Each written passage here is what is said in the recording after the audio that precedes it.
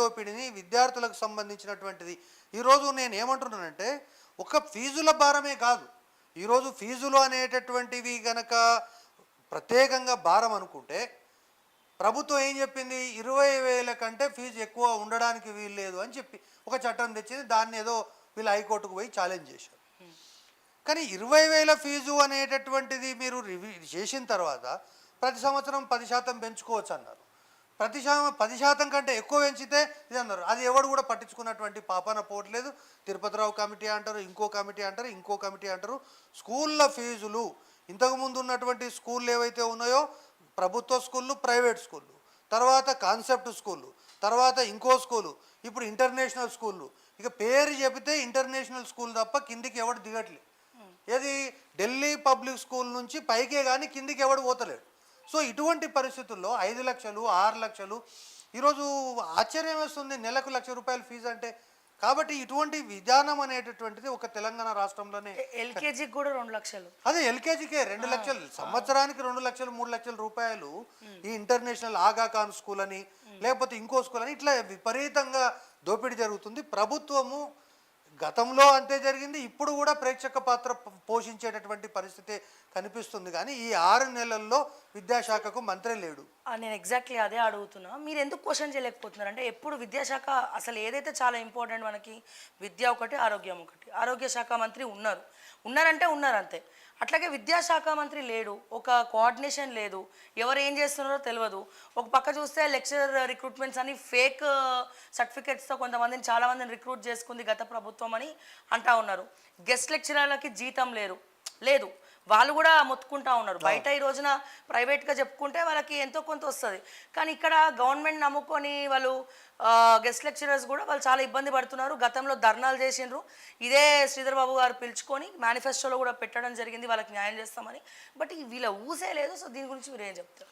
అంటే ఇక్కడ ఒకటి నేను ఏమంటున్నా అంటే, అధికారంలో లేనప్పుడు అన్నీ చేసేస్తూ ఉంటారు. అధికారంలోకి వచ్చినాక అయ్యో నేను నిన్ననే వస్తే, ఇక నేను మొన్ననే వస్తే, ఇక ఇవన్నీ నడుస్తున్నాయి. పర్టికులర్గా ఈ విద్యా వ్యవస్థ అనేటటువంటిది ఒక సముద్రం లాంటిది. కాబట్టి విద్యా వ్యవస్థ లోపల విద్యా వ్యవస్థ పట్ల సమగ్రమైనటువంటి అవగాహన ఉన్నటువంటి ఒక మంత్రిని నియమించడం కానీ, కింద ఉన్నటువంటి అధికారుల యొక్క తీరు కనుక చూస్తే, ఈరోజు పాఠశాల విద్య నుంచి యూనివర్సిటీ విద్య వరకు నేనేమంటున్నా, ఇప్పటి వరకు ఎన్నికల సంఘము ఇవన్నీ చెప్తున్నారు. దాదాపు నిన్ననే 10 యూనివర్సిటీలకు ఇన్ఛార్జీలను నియమించారు.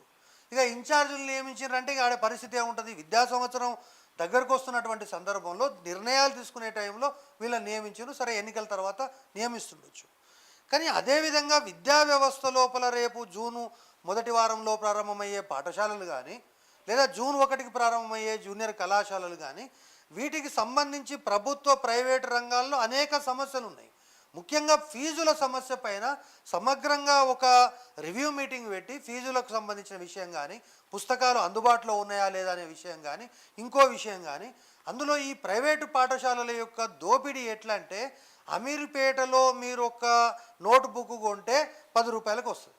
వాడు 50 రూపాయలకు అమ్ముతున్నా వాడు సచ్చినట్లు వాని దగ్గర కొనాలి, ఎందుకంటే వాడు బొమ్మ వేసి అమ్ముతున్నాడు. కాబట్టి ఇటువంటి దోపిడీలు అనేటటువంటివి చిన్న చిన్న విషయాలలో కూడా విద్యా వ్యవస్థలో నియంత్రణ అనేటటువంటి దానికి ఒక్క నియంత్రిత వ్యవస్థ కూడా లేదు. ఉదాహరణకు తెలంగాణ విద్యా వ్యవస్థ చూసుకుంటే ఈరోజు మండల స్థాయిలో కానీ జిల్లా స్థాయిలో కానీ ఈ పాఠశాలలకు సంబంధించినటువంటి ఇన్స్పెక్షన్ చేసేటటువంటి అధికారులు 199 మంది లేరు. సో ఇటువంటివన్నీ కూడా సమస్యలు ఉన్నాయి. కాబట్టి తక్షణం విద్యాశాఖకు మంత్రిని నియమించడం కానీ, అదేవిధంగా విద్యాశాఖకు ఉదాహరణకు శ్రీధర్ బాబు గారు ఉన్నారు, ఆయన గతంలో విద్యాశాఖ మంత్రిగా చేశారు. ఆ అనుభవంతో ఈరోజు ఇప్పటికీ కూడా రాష్ట్రంలో సగము మంది రెగ్యులర్ అధ్యాపకులు ఉంటే సగం మంది అతిథి అధ్యాపకులు ఉన్నారు.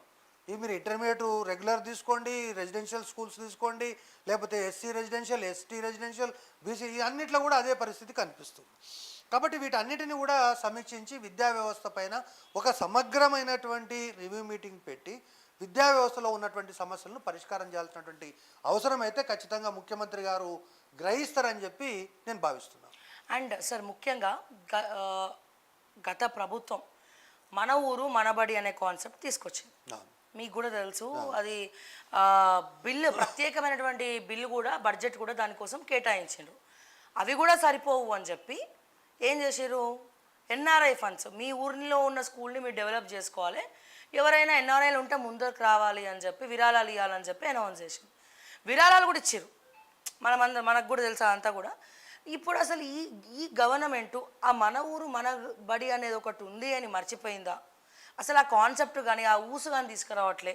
వీళ్ళు మళ్ళీ అమ్మ బడియో అమ్మ ఒడియో ఏదో సమ్ పేరు చెప్తున్నారు. ఓకే, అసలు గత ప్రభుత్వం మన ఊరు మన బడి కాన్సెప్ట్ కనుక సక్సెస్ అయ్యి ఉంటే ఈ రోజున గవర్నమెంట్ స్కూల్స్ పరిస్థితి ఎందుకు అట్లుంటుంది?